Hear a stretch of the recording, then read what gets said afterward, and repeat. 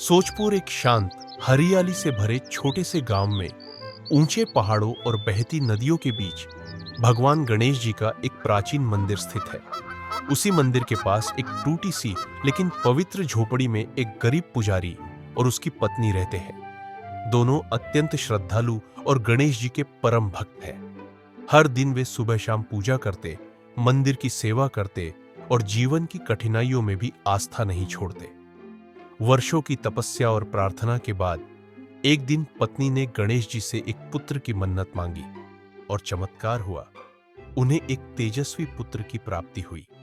उस पवित्र बालक का जन्म मंदिर की घंटियों की गूंज और पूरे गांव के मंगलगान के बीच हुआ। उसका नाम रखा गया श्लोक, क्योंकि वह जन्म से ही ईश्वर की भक्ति और शक्ति का प्रतीक था।